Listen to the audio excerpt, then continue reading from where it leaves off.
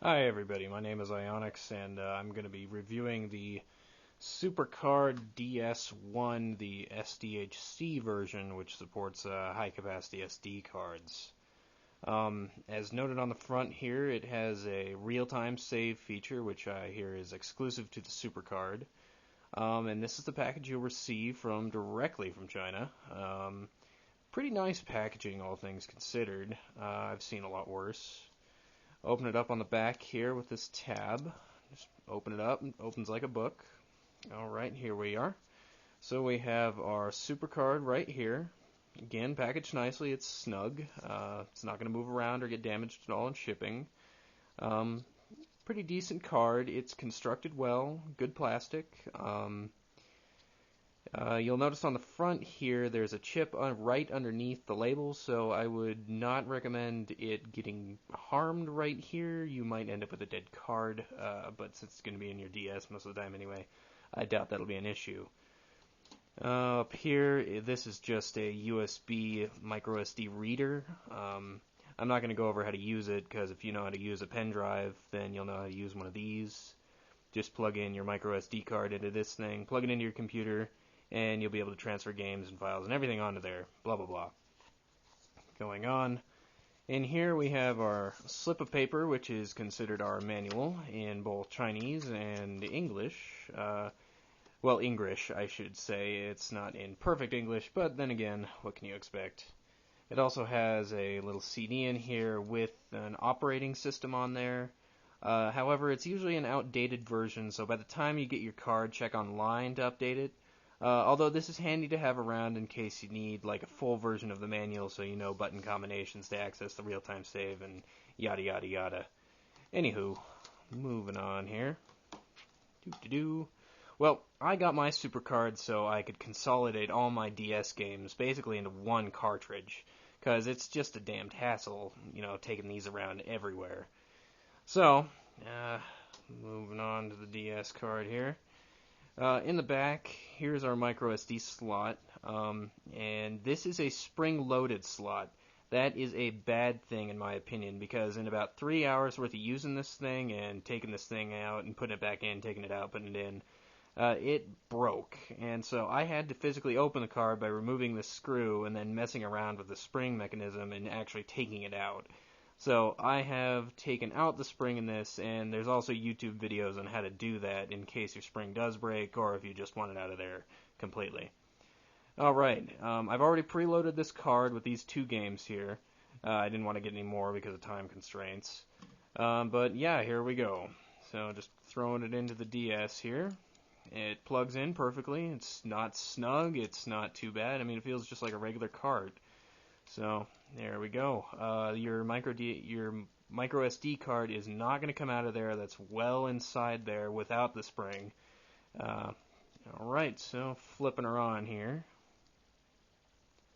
You'll see your normal Nintendo DS health screen, which is automatically cleared by the Supercard. Here we are with the latest firmware, which you need to download, might I say. And it has a nice little "I'm ready" noise. So, we're going to navigate to my games folder here. As you can see, we got Animal Crossing and Scourge Hive. This thing can also do homebrew applications. This is the Super Nintendo emulator, which is currently not working. I'll get it working later. You can also view photos and mess around with these. Lots of fun there. You can also play MP3s at least. The MP3 player is not so amazing. It has a couple okay features, I guess. You can boost the volume so it sounds okay on your DS's obviously tinny speakers. You can also search with the bottom bar here. Just click to go through your MP3. So if you like listening to podcasts, that's kind of nice. You can also change your playlist. Like once you get through your playlist, you could shuffle or power off, or you could just power off the DS. You could stop. You could do all kinds of stuff. It's okay. Not the best player ever. Just works though. Alright, so going into games here, I'm going to showcase a couple of the neat features the Supercard has. Actually, I'm going to turn down the brightness here, and you do that by pressing the select button and then holding down the select button, I should say, and then pressing left or right to go down or up in brightness. So here we are. Oh, and I should re-enable that there. Alright, this is our file information screen that has the set patch button, and this enables you to select different things like the real-time save or resetting inside the game, or enable cheating.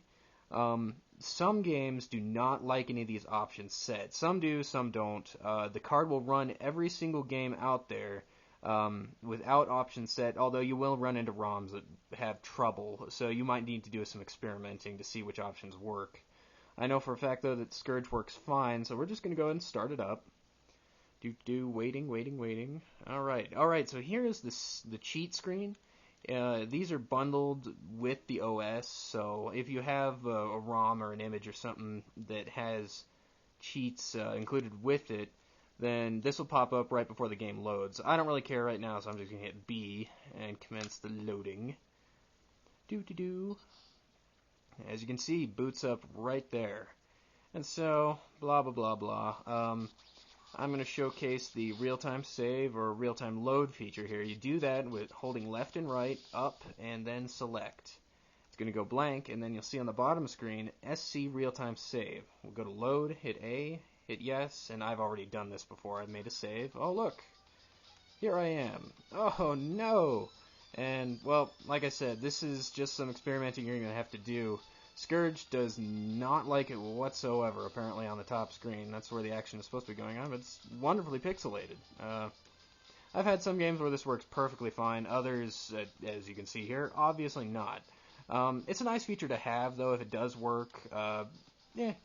Nice separate thing. So, well, that's broken. Cool. So we'll just move on to Animal Crossing. How's that sound? Oh, yeah, and it does reset the brightness each time you turn on your DS. That's a little annoying, but you can get over it. I'm ready. Alright, so let's go to Animal Crossing here. Loading, please wait. Takes a little bit to load. Some games, bigger games obviously take a little longer, but you can see booting up just fine. Here we are. Animal Crossing Wild World. Isn't that nice? Did you come to play? No, actually, I came to showcase my Supercard. Goodbye. But that's basically it. The Supercard also supports this multi-save feature, which basically allows you to keep multiple save files for each ROM. It's kind of nice. So in case you run out of save slots in a certain game, you can just make a new file. It's all self-explanatory once you get the Supercard DS card in there, but that is basically it. It's a nice card, definitely worth $35. And I think it's a better card than the R4. R4 seems a little overrated compared to what this features and for the price. Also check online for SD card prices. I got this microSD 2 gig card for a little over $10 on Amazon. And memory is always going down in price, too. Pretty amazing that 2 gigs fits on a little thing smaller than my fingernail, too. But anyway, I highly recommend this card. As long as you get rid of the spring inside, you might have some trouble with that. And you'll find the extra features in Moonshell pretty useful, in my opinion. But yeah, if you're looking to get one of these, Supercard should definitely be on your list. Cool, thanks for watching.